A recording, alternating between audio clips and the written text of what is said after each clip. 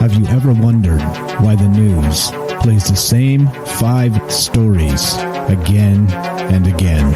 Let me give you a little hint. Brainwashing and repetition is the most basic form of brainwashing. Join me as we look at the news cycle and talk about why the mainstream media is so gutless and afraid to report the truth.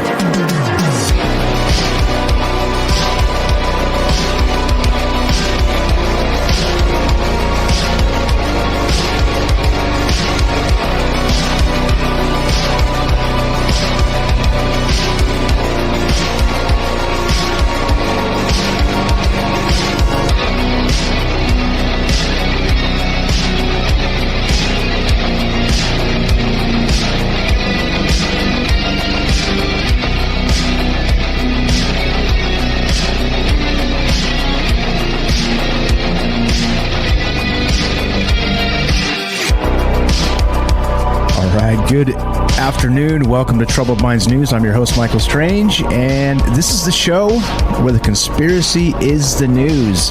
And of course, that means lots of things, including, they're lying to you. They're lying to me. They're lying to everybody, twisting, spinning, and making up all kinds of bullshit that is absolutely not true. And that's why the news is a conspiracy these days, because maybe it always was, and maybe I was just ignorant at some point, but, not today. Not today. It is not this day. This day we fight. And I mean that in the most peaceful manner possible, of course. But what's going on, guys? I hope everybody's doing well. It is a Friday, so happy Friday to everybody out there. And this is just a little news show that we do because we used to do as part of a larger show, Troubled Minds Radio, which goes Monday through Thursday at 7 p.m. Pacific time. We used to have a news segment on there, and it just got larger and larger and more out of hand, and there's just too much news to talk about, so it made sense to just kind of peel off an entire other show and do just the news. And that's what we do here. We do just the news, and to try and keep it away from division politics and all the rest of the BS that they're trying to feed us, and just talk about what's really happening in the world with some of the scientific breakthroughs or some of the things that are let's say the James Webb telescope, which we'll get to that today, things like that, right? Things that are actually happening. And I think that's more important than just watching just BS political news all the time. And that's what this is about. So as always, right, in the name of transparency and all the rest of that, we always have an open phone line. So if you want to call me and preach at me, or call me and tell me I'm full of shit, you're definitely welcome to. But you don't have to do that. It doesn't have to be negative. It could just be whatever it is. And that's, you can reach us at 702-957-1037. That's 702-957-1037. And there you go. Join the Discord at troubledminds.org. Click the Discord link, and we'll put you in the chat. What's up, guys? I see you there. I see you, Ruby. What's happening? Who else? We got Daryl's here. We got Eli. What's going on? Born Generals. Robert. Dre. What's up, guys? Hope everybody's doing well. Let's roll. Let's get to the news, shall we? Speaking of the James Webb telescope, we have this. This is from Gizmodo, and Webb Space Telescope successfully sees its first glimmer of light. This is an exciting thing, because we've been looking forward to this, us, space nerds, because this is supposed to be the next level. Next gen tech, right? Like, this is we're supposed to be able to see light from the very, very beginning of the universe here, from just after the Big Bang. So with this new telescope, so let's see. It's so I guess they're going to take months to actually calibrate this thing, but it actually is on. It's unfolded. It's in the spot it's supposed to be in, and it's now collecting starlight, and that's pretty cool. Straight from the article here, a major milestone has been achieved in the deployment of the James Webb Space Telescope, with an onboard instrument detecting its first photons from a distant star. This means engineers can now begin the 3-month process of aligning the space telescope's 18 mirrors. After years of delays and seemingly endless succession of hiccups during development, the $10 billion Webb mission, now in its 7th week, has been smooth as silk. The painstaking process process of unfolding the Space Telescope and getting it ready to perform groundbreaking astronomy has been progressing about as well as anyone could have hoped. The most recent achievement being the telescope's first detection of starlight, which happened earlier this week. And let's see, quote, "The milestone marks the first of many steps to capture images that are at first unfocused and use them to slowly fine-tune the telescope," NASA said in a statement announcing the accomplishment on Thursday. "This is the very beginning of the process, but so far the initial results match expectations and simulations." And well, that's good. That's good. I think we don't have a problem here, and hopefully we get to see what comes of this. And I'm looking forward to it. So we gotta wait months now for the first data to come in, but this seems pretty cool. What's up, Robert? Says light from the virtual reality projector. Maybe that's what this is about. And so, well, that's what's up. That's what's up with the first story here. I don't know. What do you guys think about the James Webb Telescope? Are you excited to see what's going on here, or is this just like, come on, Mike, give us real news?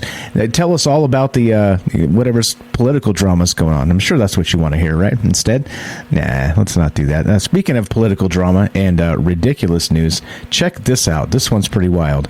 Yeah, Jeff Bezos back in the news again. This is from Breezy Scroll. Actually, let me link that one. Here you go. I'm going to link it back in the chat. There you go. What's going on, guys? BreezyScroll.com. Yeah, this is what happens when you're a billionaire, guys. Can you imagine living life like this? This is what happens, all right? This is the headline. Jeff Bezos to dismantle 1927 Dutch bridge to let his $500 million super yacht pass. Yeah.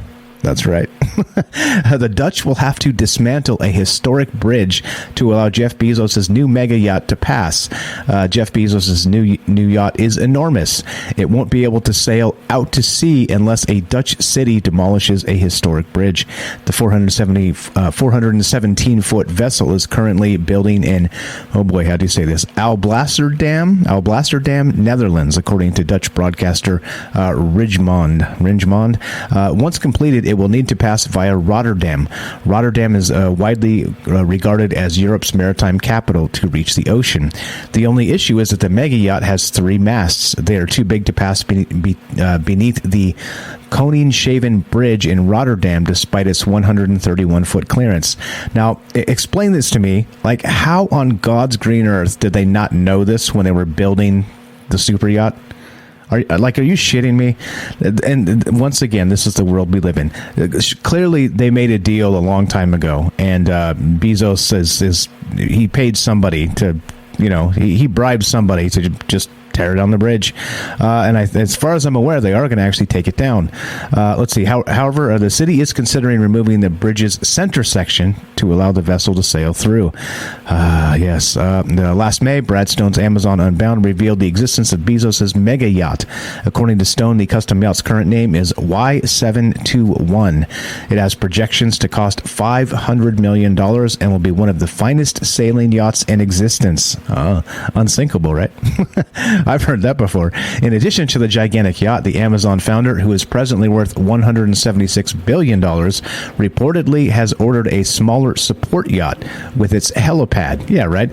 Like when your boat's so big, it needs a boat, like a support boat. This seems absolutely stupid. I don't know. I mean, let's just tear down some more bridges, shall we?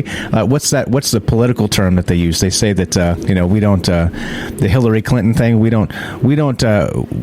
build bridges, or whatever the hell they say, right? Well, no. In this case, we just tear them down. If you have enough money, we'll just tear them down. So yeah, the yacht has a support yacht because, well, if your boat's big enough, it needs a baby boat because, a little baby boat.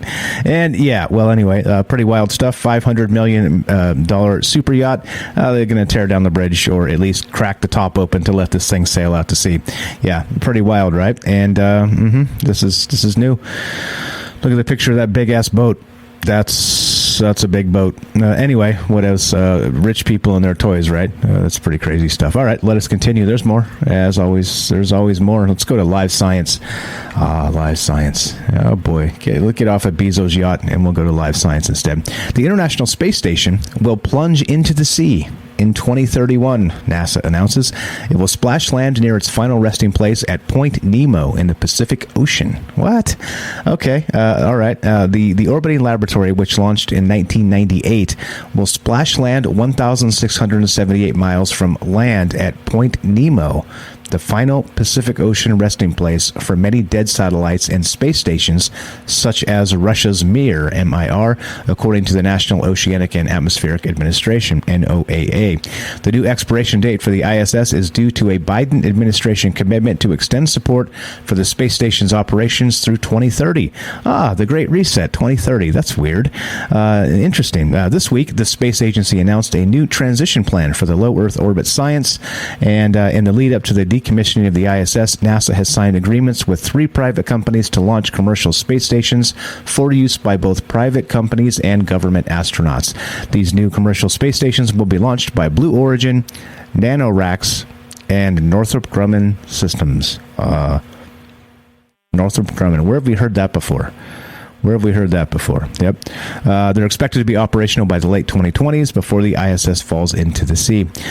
Quote, the private sector is technically and financially capable of developing and operating commercial low Earth orbit destinations with NASA's assistance. We look forward to sharing our lessons learned and operations experience with the private sector to help them develop safe, reliable, and cost-effective destinations in space. That's what we're calling it now. We're calling it destinations in space, guys. It's a new thing, right? It's new. This is new, and this is fine, right? We're just going to plunge the ISS into the ocean. I'm sure that's not wasteful at all. Point Nemo, is that Relia? How do you say that? Riley? I don't know. I know it's an old one, that's for sure. Home of Cthulhu. Is that really? Is that where this is going on? Point Nemo? Is that real? I believe you. All right. That's pretty cool. All right, so 702-957-1037. That's 702-957-1037, and we'll put you on the show. Easy peasy as that, and let's do it. Yeah, just a coincidence, right? Totally. Let's go to The Verge. New company run by former NASA leader aims to build robotic outpost near the moon. Quantum Space wants to help you go to the moon. All right, that's fine.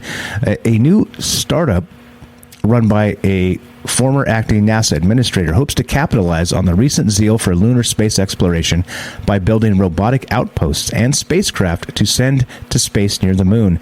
The goal is to create a fleet of robotic helpers that can do a variety of tasks, like replicants? Near the moon, such as providing internet capabilities, collecting data, refueling spacecraft, and assembling structures in lunar space. The company called Quantum Space was formed in 2021. At the helm is Steve, oh boy, how do you say this? Jurczyk, I guess, Jurczzyk. Anyway, who served as NASA's associate administrator beginning in 2018, before becoming the agency's acting administrator when President Biden was inaugurated. Always President Biden. After retiring in May, this guy, Jurczyk, decided to team up with 3 additional entrepreneurs and experts in the space industry to create this new company based out of Maryland. And quote, we know there's going to be a lot of activity around and on the moon in the coming decade, primarily driven by Artemis. But national security, where civil space goes, national security will have to also go. Jurczyk anticipates Space Force and other military entities might leverage NASA's lunar exploration and become customers in the future. Nothing like military customers, you know what I'm saying? Those military customers are the best because that money just flows. Northrop Grumman, right? On that other one? Yeah. You want me to sing, Robert? You really want me to sing? Fly me to the moon? No. I thought I was not. Don't quit your day job, Mike. Come on now. Come on, Robert. Make up your mind, bro. Make up your mind. I'm just kidding. All right. So what do we got? I think time-wise we are right on track. So what we're going to do is take a quick break and get a word from our sponsor, which of course is you. Are you digging the show? If so, you can support us quite easily and at no additional cost to you if you already have an Amazon Prime account. Since we stream on Twitch every day, all you have to do is link your Amazon Prime account to your Twitch account, and they give you free games on a monthly basis for your personal use, and also a bonus $5 a month to send to your favorite streamer as a way to bring more people to Twitch. And all you have to do is sync up to 2 accounts and click subscribe. Thanks for considering us. All right, let's go. Let's keep on trucking. Let's go to NBC News. One of my favorites, NBC News. Gotta love that. What's going on, James? I see you there. How are you? Let's go to this. Everybody remember this guy? Michael Avenatti. Remember this dude? Speaking of political drama, it wasn't that long ago that they trotted this guy out and gave him I think it was $1 billion in free press or something to go after President Trump. And remember the Stormy Daniels fiasco and all the rest of this? Well, from NBC News, attorney Michael Avenatti found guilty of stealing from Stormy Daniels. Oh, yeah. A jury convicted him of wire fraud and identity theft and pocketing money from her book. Can you believe this? Yeah. A federal jury in New York on Friday convicted Michael Avenatti of stealing from his former client, one-time adult film actor Stormy Daniels. What a name that is. Who wrote an explosive 2018 book. Oh, explosive. Oh. He was found guilty on both counts of wire fraud and identity theft for wrongly pocketing about $300,000 of the $800,000 advance that was paid to Daniels for her book. Full disclosure. That sounds dirty. Which included details about an affair she says she had with Donald Trump before he was president. Quote, "First of all, I am ecstatic," Daniels told NBC News. "A win is always great, and I'm aware I won't ever get my money back, and worried that if it had gone the other way, it would have set a very scary precedent for people in the adult film industry." What does that mean? If she stole the money instead of him? I'm confused. Anyway, Daniels, born Stephanie Clifford, thanked jurors for not holding her former line of work against the prosecution. Quote, "Grateful to the jurors that set aside prejudged notions about me or my work and the things I have done, and they put that aside and looked at the evidence," she said. "It's never okay to steal money from a client, and he forged my signature.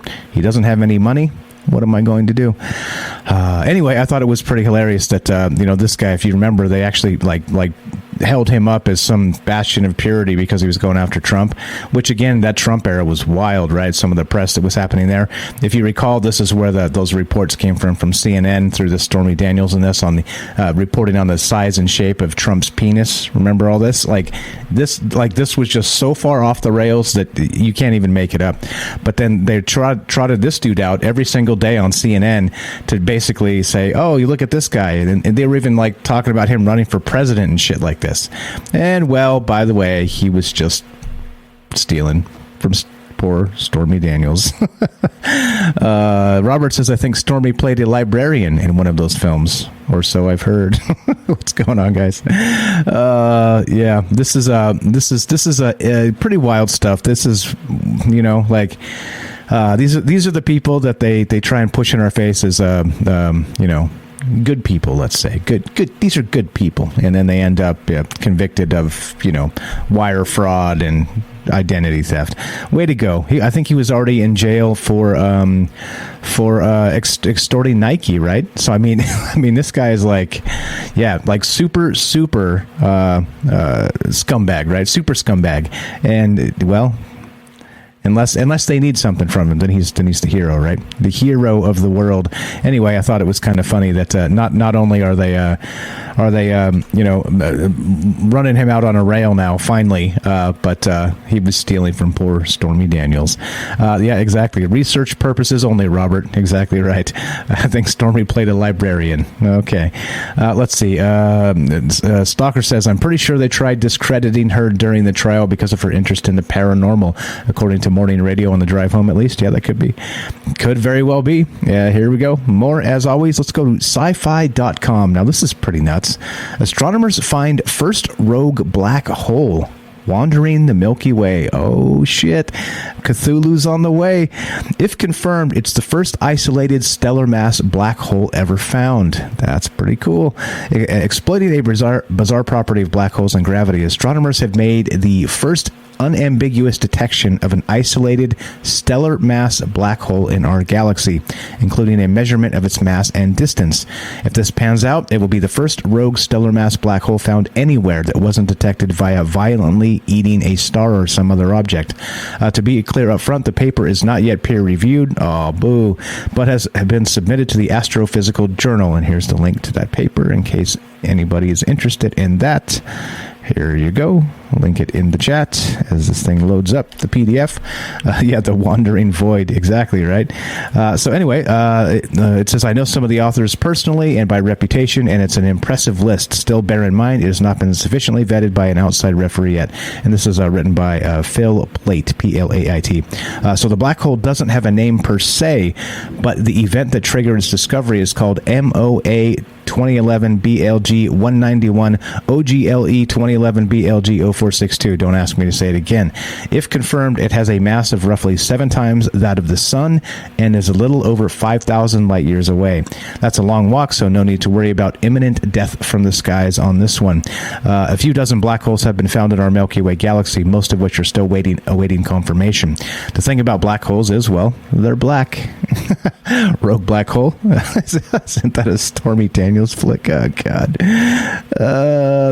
Here we go. They're black, so they're difficult to spot. They're found by the effects on objects and materials around them.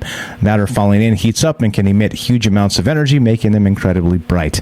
Most local black holes are found when they orbit a star like the sun, draw matter off it, and light up like a beacon. Also, when black holes collide and merge, they emit gravitational waves, blah, blah, so on and so forth. Interesting that wandering the Milky Way. Is this that Cthulhu that we've been looking for? Is it headed this way? Curious and curious. There's the paper if you're interested. As usual, a nice scientific analysis and graphs and all the amazing things that you would expect. And if you want to put yourself to sleep, read that. And it's instant nap time. 702-957-1037. That's 702-957-1037. Click the Discord link at troubledminds.org. And time-wise, we're good. Everything looks fine. We're all fine here now. How's everybody? Happy Friday. Happy Friday. Do we need some music? What do we need? I feel like I need some coffee. You guys need some coffee? I need some coffee. How about that? Okay, coffee it is. It's so good. Feels so good on my lips. Okay, let's go. Let's keep on trucking. Let's go to phys.org. And there's some interesting stuff. We were talking about this not that long ago. Was it last night? 2 nights ago? I think last night even. But we were discussing sort of that maybe DNA memory. And check this out. This is pretty cool. Unraveling the ancient stories hidden in DNA. Scientists have discovered that the genomes of marine invertebrates have been surprisingly stable across deep time.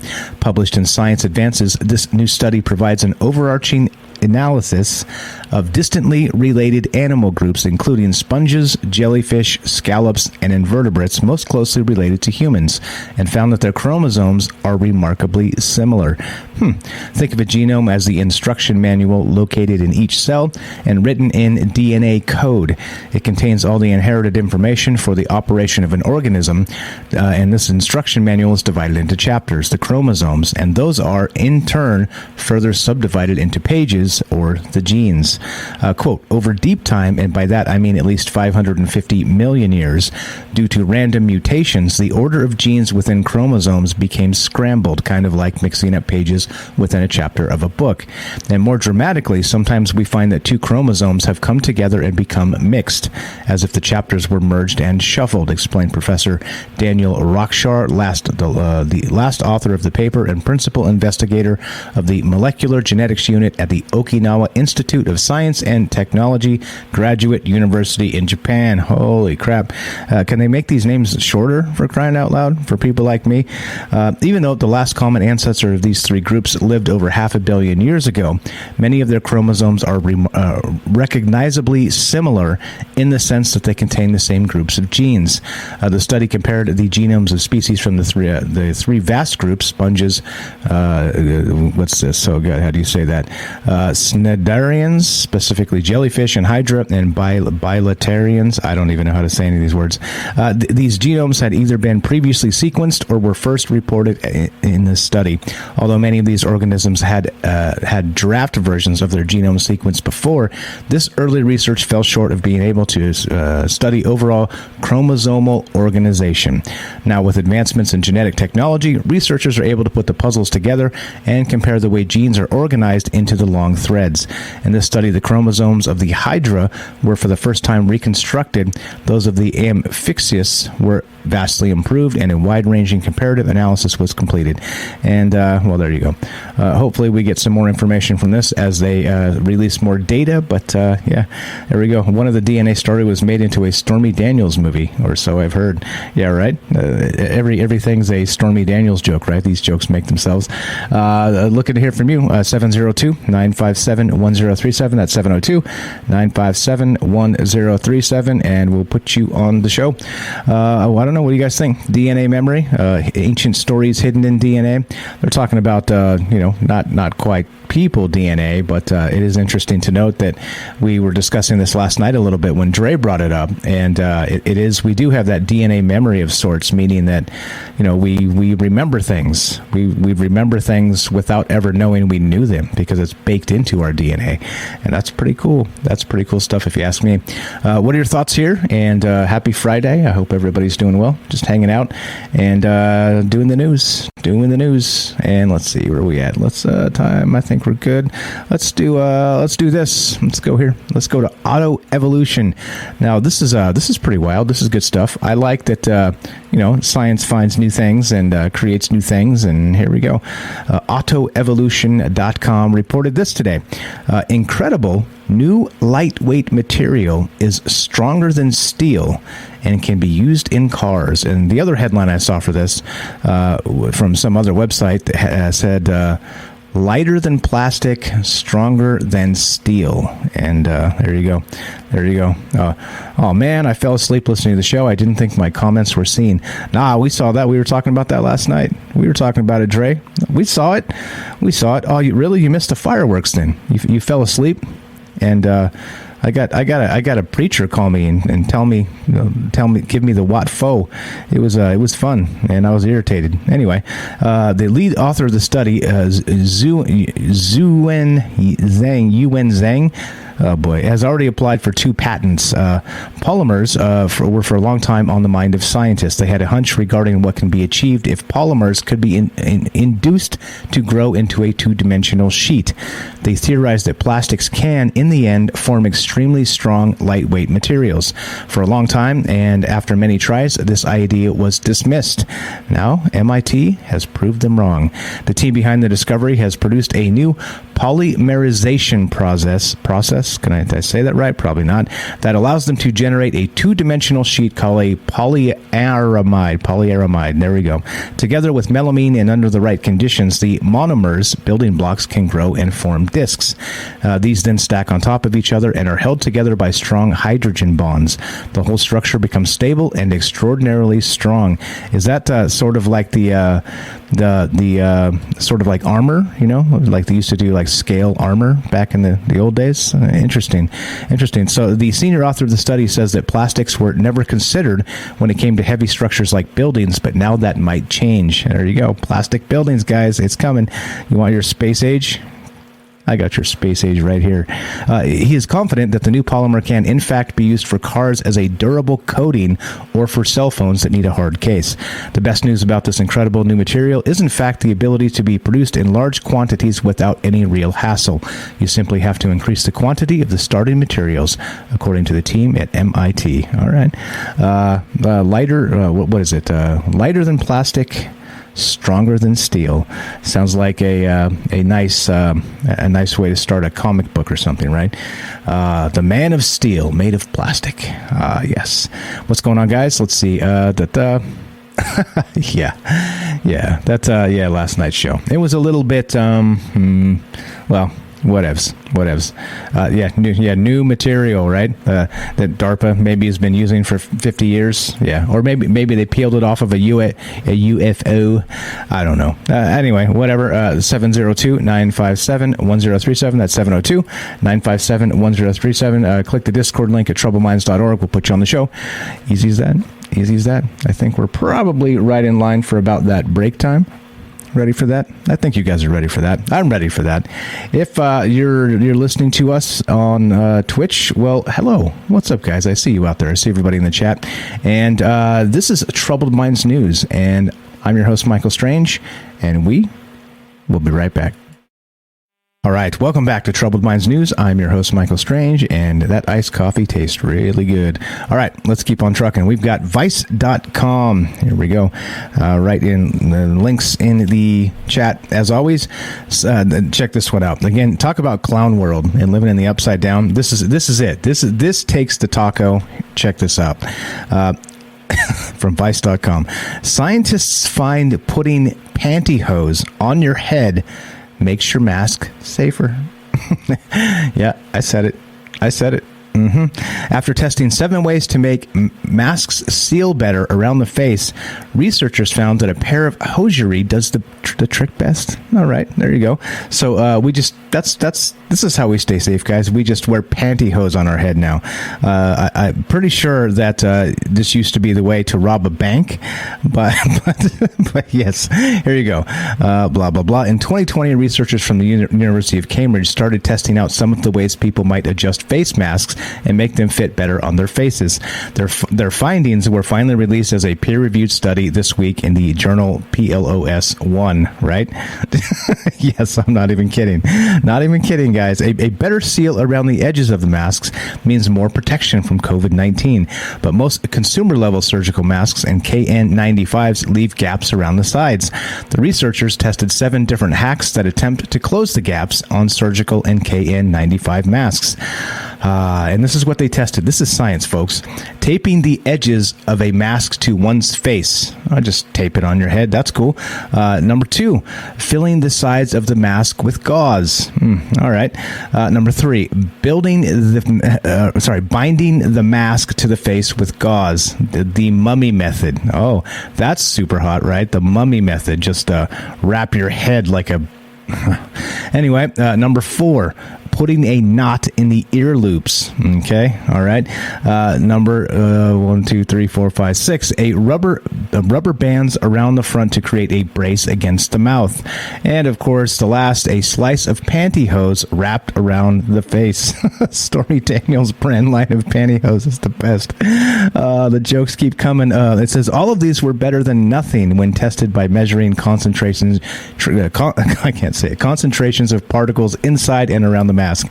But the one that created the best seal was the pantyhose. They cut a section out of the thigh and some hose and yanked that over the wearer's head and mask, except for one participant who couldn't get the hosiery over his head. God, that's so hot. We're putting the hosiery over the head. Anyway, the pressure of the stretchy fabric kept the mask on tight, but there was a catch. People really hated wearing it.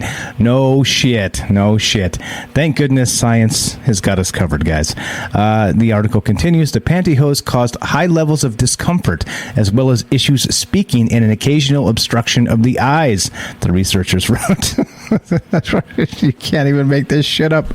Clown world. For most of the hacks, comfort was a big issue, Eugenia O'Kelly, the paper's first author, said in a press release. The rubber bands, for example, tended to put painful pressure on the ears and face, to the point where they hindered circulation to the ears. However, using an effective but uncomfortable hack may make good sense in some high-risk situations where the discomfort is worth it for the added protection. But it would be harder to wear these hacks day in and day out. Oh, brilliant science. So what I'm going to do, guys, just because science tells me to, I'm going to put some pantyhose over my head, and I'm going to go into the bank to do regular banking. And let's see what happens. Do you think they got me on the ground with a gun to my head like that? I would think probably. I don't recommend this. Yes, next big thing. Pantyhose stocks go up and subscriptions for used sets go through the roof. Yeah, exactly, right? Exactly. Yeah. What's up? Daryl says you can rob a bank if it doesn't work. Exactly. It just makes you feel good, said another doctor. Exactly. What in the world is this? Are you shitting me, people? This is science. This is can you imagine, like, somebody got paid to do this shit? They're like, oh, I know, we'll just tape the mask to somebody's face and test the particulates. This All right. Anyway, let's go to the Daily Beast. The Daily Beast. This is why that little thing called freedom, called individual human rights. Well, it's not one of those things that should be laughed at, because this is what happens if this really goes down. Goons drag reporter away on live TV at Beijing Games opening ceremony. As far as I'm aware, he did not have pantyhose on his head. Anyway, the Beijing Winter Olympics are officially underway, but before the opening ceremony even finished on Friday, Chinese authorities proved to the world once again that it won't tolerate any kind of free press. In an extraordinary clip from Dutch broadcaster NOS, one of its reporters, who is in Beijing to cover the games, can be seen being manhandled by a security guard sporting a red armband. The reporter, Jordan Das, attempted to carry on his broadcast while being grabbed and yelled at by the guard. Then NOS decided to cut away back to the studio. There you go. In a post, NOS wrote, our correspondent, Den Das, his last name there, was pulled away from the camera by security guards at 12 p.m. live in the NOS Journal. Unfortunately, this is an increasingly becoming a daily reality for journalists in China. He is fine and was able to finish his story a few minutes later. Well, at least they didn't beat the piss out of him.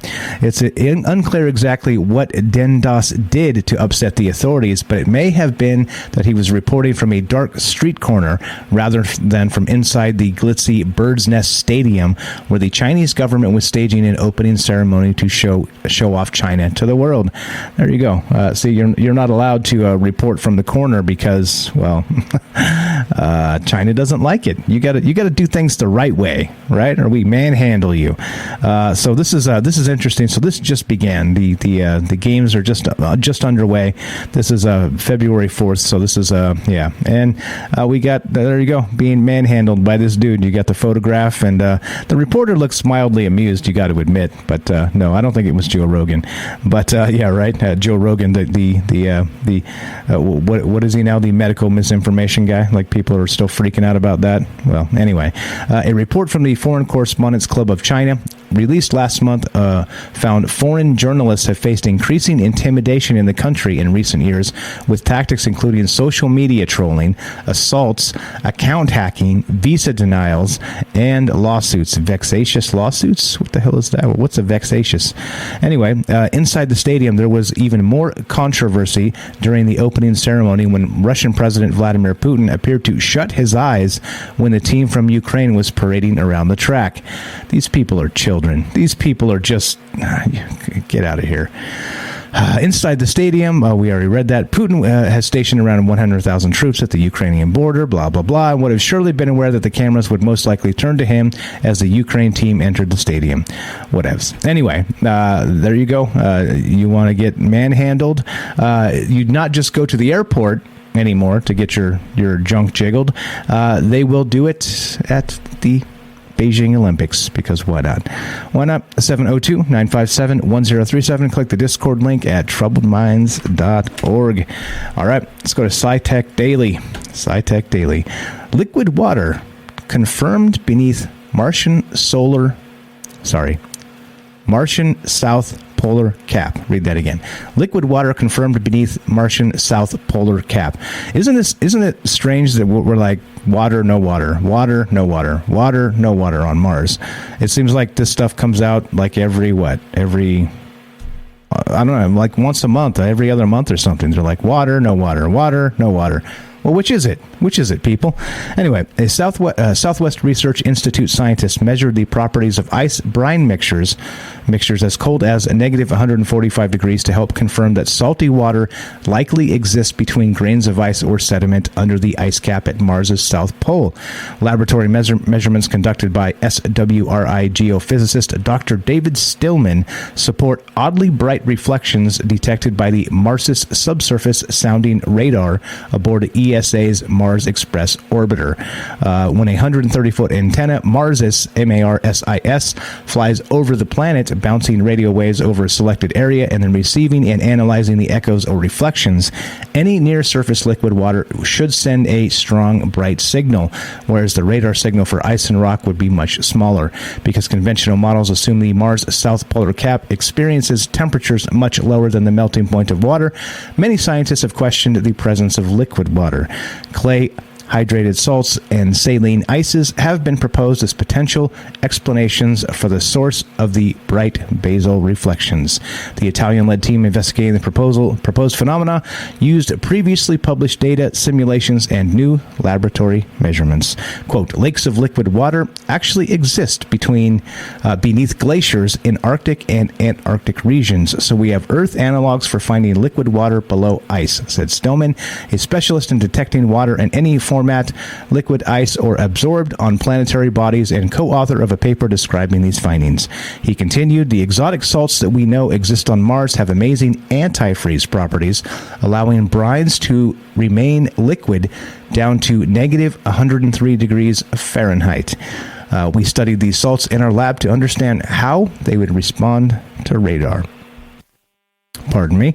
Ice, no ice. Ice, no ice. Ice, water, no water. Water, no... I don't know. Which is it? You tell me. I think there's probably life on Mars, if we're being real, but nobody wants to talk about that because that's blasphemy. We're the only life in the universe. Just asks science. Trust the science. Trust the science, guys. Are you kidding me? If you're not going to, well, just wear some pantyhose on your head. That should protect you. Here we go. Let's go to sciencealert.com, one of my favorites, as you know. And this is pretty good. Mind-bending new multiverse scenario could explain a strange Higgs boson feature. This seems right down the alley of troubled minds, doesn't it?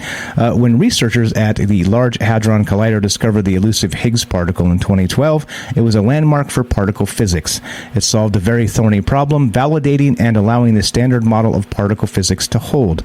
But, as is often the case with new discoveries, while some questions were neatly answered, others arose. As for the Higgs boson, one of those questions is its mass. According to predictions, the particle is thought to be around 3 times heavier than the 125 giga electron volts it is. Like I said, not 1.21 gigawatts. That joke never gets old. It says, we're not sure why it isn't heavier, but a new paper lays out a fascinating solution.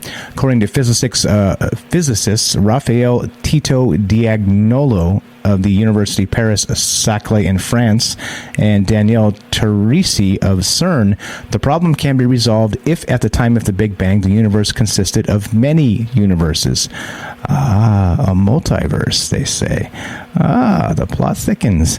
Not only do physicists' calculations solve the mass of the Higgs boson, they also solve a seemingly unrelated problem in the standard model: the preservation of symmetry in the strong force that binds the elementary particles that form all normal matter. The team's model starts the universe as a multitude of universes. Each universe in this multiverse has a different mass for the Higgs boson, some quite heavy and some very light. Then the physicists calculated how these universes would evolve over time. They found that universes with heavier Higgs bosons became unstable and collapsed very quickly in a big crunch, in a fraction of a second. The universes with lighter Higgs bosons survived. Under this scenario, our universe emerged as perhaps the sole survivor of the catastrophic multiverse crunching with a very light Higgs boson. And there you go. Robert, the jokes just keep coming. In another universe, Stormy Daniels is a librarian. Pretty crazy stuff here. We talked about this similar thing just recently on a Troubled Mind show, but it is neat that some of the mathematical concepts are actually bearing out that the multiverse may be very, very real, not just theoretical physics, actual. Well, we'll see, I guess. Cross your fingers that maybe we find a portal in the coming days. Who's also a member of Mensa, Stormy Daniels.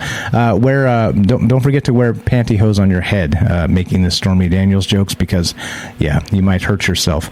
And that's the way to stay safe. All right, so 702-957-1037. Let's get one more word from our sponsor, which is you, and then we'll wrap this up with one final segment on Troubled Minds News. Are you digging the show? If so, you can support us quite easily and at no additional cost to you if you already have an Amazon Prime account. Since we stream on Twitch every day, all you have to do is link your Amazon Prime account to your Twitch account, and they give you free games on a monthly basis for your personal use, and also a bonus $5 a month to send to your favorite streamer as a way to bring more people to Twitch. And all you have to do is sync up the two accounts and click subscribe. Thanks for considering us. All right, let's keep on trucking back to SciTech Daily, and this is interesting stuff per usual. Yeah, exactly. If you're going to San Francisco, don't forget to wear pantyhose over your hair.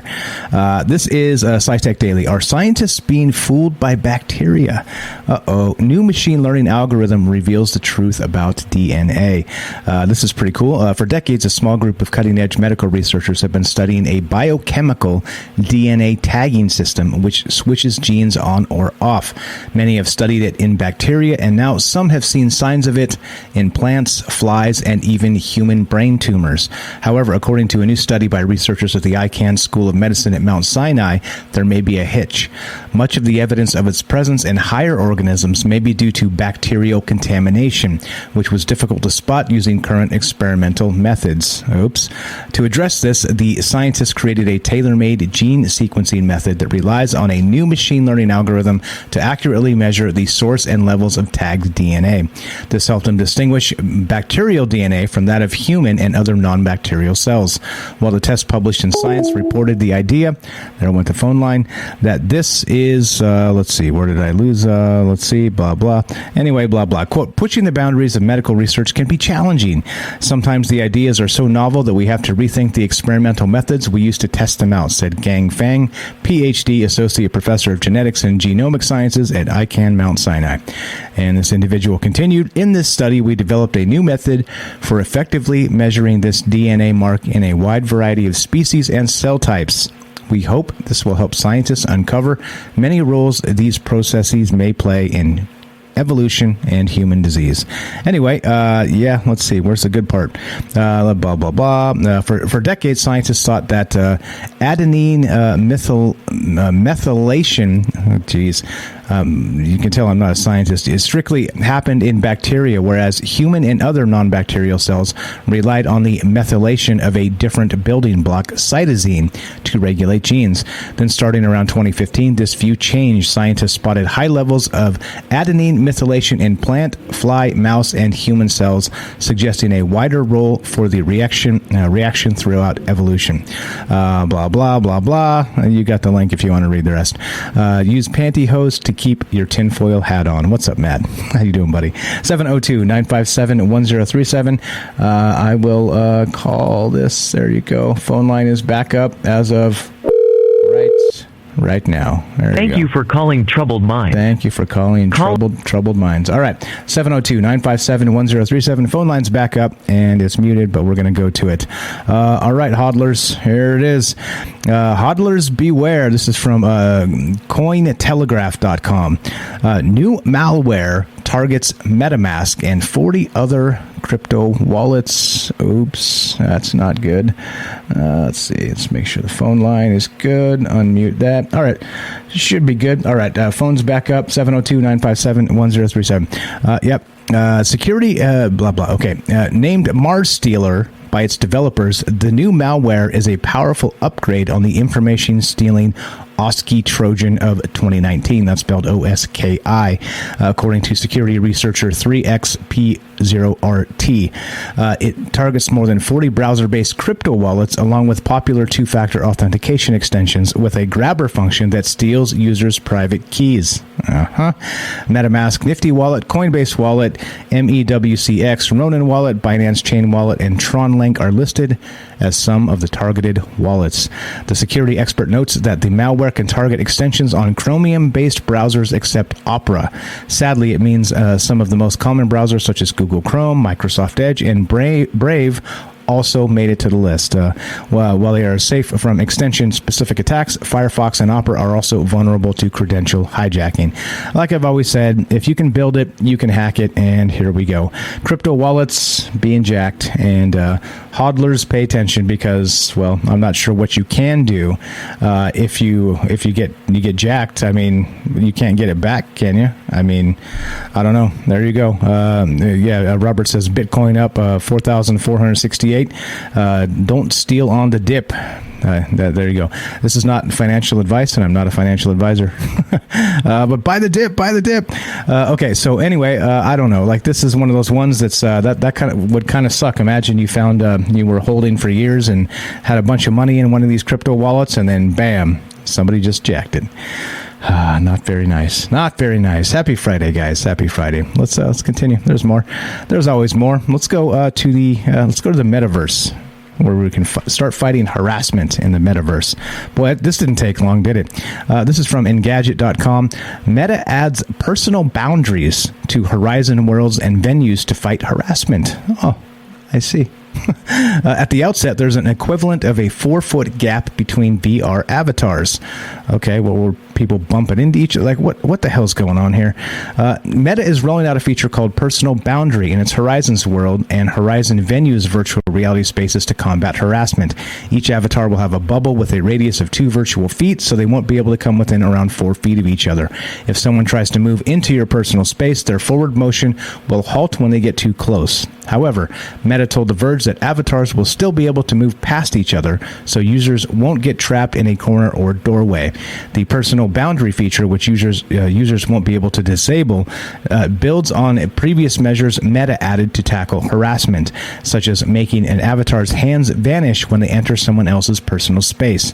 Shortly before Meta opened Horizon Worlds to everyone age 18 or older in the US and Canada in December, a beta tester said her avatar was groped by a stranger. How do you...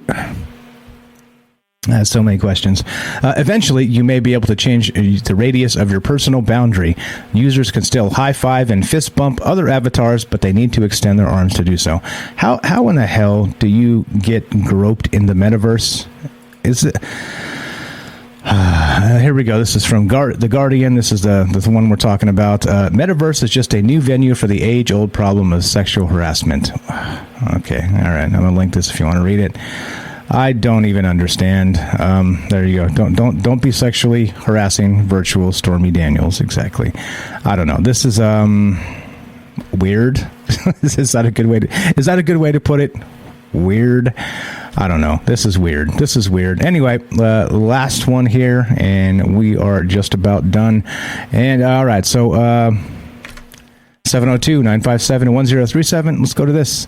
And speaking of the world and the upside down and, cheating, you got to love this.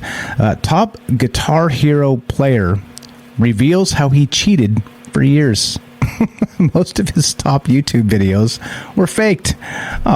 You don't say. Former Guitar Hero legend Shmooey has revealed that his top-scoring videos were completely and utterly fake. The prolific Guitar Hero player, previously thought to be the best in the world, has been faking it all along and admitted as much in a lengthy apology he posted to YouTube. Quote, "I won't waste any time on this," he said. "Yes, most of the stuff I did was unauthentic and I am at fault for being a fraud, for the things I tweaked and edited. I'm sorry if I'm not the person you thought I was, he added. I am a fraud. Oh, that's too bad. His apology comes after YouTube investigator Carl Jobst, J-O-B-S-T, uncovered his cheating in a now viral video. Since 2018, Shmooey has been dazzling the Guitar Hero fan community with numerous world firsts, often playing some of the most difficult songs at speeds well above anyone else. He was considered to be the world's greatest, but a world first he posted to YouTube in December 2021 would be his undoing. The video chronicled Shmooey's world first, a flawless run of 9 patterns of eternal pain. This instantly drew suspicion, and on further examination, the video included several errors. Yep, there you go. What's up, guys? The Lance Armstrong of Guitar Hero. If you ain't cheating, you ain't playing. What's up, Brian After Dark? Is nothing sacred, exactly. Expert players noticed an inconsistency between the notes and his finger positions, but the moment that sealed his fate was a Windows Media Player overlay that appeared very briefly towards the end of the video. This was a huge red flag. It wasn't a live video at all, but a screen capture of a previous recording. Shmooey admitted that he had spliced some of his videos in a Discord call in January, but insisted that he had only tampered with a few of his videos. I did not inhale. Anyway, the Guitar Hero community then began combing through his previous videos and found even more evidence of video splicing, as well as proof that his game was running slower than it should be. There you go. Well, if you want to become world famous, you too can cheat and manipulate video timing and these things, and it's possible. It's very possible. And there we go. Is nothing sacred? That's a good question. Anyway, I don't know. That's all I had. There was another one I was going to do, but let's see if we can pull something else up while we're at it. But yeah, I don't know. What do you guys think? 702-957-1037. Are you excited about the prospect of maybe cheating and getting your YouTube channel booming by cheating? Yeah. Let's see. What do we got? Any other good stuff here? Not really. How about this one? We'll do this and then we'll finish this up. I thought this was pretty neat. I saw this earlier. This is from Wired.com, and yep. North Korea hacked him, so he took down its internet. Of course, right? Nothing like taking down the internet of an entire country. But there you go. For the past 2 weeks, observers of North Korea's strange and tightly restricted corner of the internet began to notice that the country seemed to be dealing with some serious connectivity problems. On several different days, practically all of its websites, the notoriously isolated nation only has a few dozen, intermittently dropped offline en masse, from the booking site for its Koryo airline to Naenara, a page that serves as the official portal for dictator Kim Jong-un's government. At least one of the central routers that allow access to the country's networks appeared at one point to be paralyzed, crippling the Hermit Kingdom's digital connections to the outside world. Some North Korea watchers pointed out that the country had just carried out a series of missile tests, implying that a foreign government's hackers might have launched a cyber attack against the rogue state to tell it to stop saber rattling. But responsibility for North Korea's ongoing internet outages doesn't lie with U.S. Cyber Command or any other state-sponsored hacking party. In fact, it was the work of one American man in a t-shirt, pajama pants, and slippers, sitting in his living room night after night watching alien movies and eating spicy corn snacks. That sounds amazing. And periodically walking over to his home office to check on the progress of the programs he was running to disrupt the internet of an entire country. Yep, just over a year ago, an independent hacker who goes by the handle P4X was himself hacked by North Korean spies. P4X was just one victim of a hacking campaign that targeted Western security researchers with the apparent aim of stealing their hacking tools and details about software vulnerabilities. He says he managed to prevent those hackers from swiping anything of value from him, but he nonetheless felt deeply unnerved by state-sponsored hackers targeting him personally, and by the lack of any visible response from U.S. government. So, well, what did he do? He's taken matters into his own hands. He's, quote, it felt like the right thing to do here. If they don't see we have teeth, it's just going to keep coming, says the hacker. P4X spoke to Wired and shared his screen recordings to verify his responsibility for the attacks, but declined to use his real name for fear of prosecution or retaliation. Quote, I want them to understand that if you come at us, it means some of your infrastructure is going down for a while. Yeah, well, if only you could hack an entire country, and apparently you can. All right, this is Troubled Minds News. I'm Michael Strange. Yeah, exactly. Kim Jong-un is not amused. Now he can't watch his Stormy Daniel downloads, right? Stormy Daniels. So we have a problem, a serious problem here. All right, so we are finished, and that's a week in that's a wrap for Troubled Minds. I appreciate all you guys. Thanks for hanging out. Thanks for spending your time with us. And you know the drill. If you want to help the show, there are many ways to do that. You can sub up right here on Twitch through Amazon Prime. It's no additional cost, and it does send $2.49 my way per month. So if you have done that, remember that you do have to re-up that every month because it falls off, and it just takes a couple seconds to re-engage that. Also, you could sub up at Rockfin, which also pays in crypto, which is nice. Hodlers Unite, unless it gets hacked, of course, but it hasn't yet, so it was probably not a value in that just yet for hackers to bother. But in any case, there are more. What else? The Patreon as well. If you want to help the show, just spread the word. That's probably the best way. Spread the word, and you can listen to the podcast feed, which of course gives us a few cents every time you play one of these shows. And there's hundreds of shows up there. If you like the news shows, there's tons of that stuff. If you like the woo-woo stuff where we're talking about the multiverse and shit like that, there's tons of that. There's tons of everything. If you like weird subjects, check out the podcast feed. And as we finish, appreciate it, guys. Thanks for hanging out. Thanks for spending your time with me and with us on this Happy Friday. Happy Friday to you. Have a fantastic weekend. I'm Michael Strange. This is Troubled Minds News. You guys have a great one. We'll see you on Monday. Buy the dip, buy the dip, buy the dip. This is not financial advice.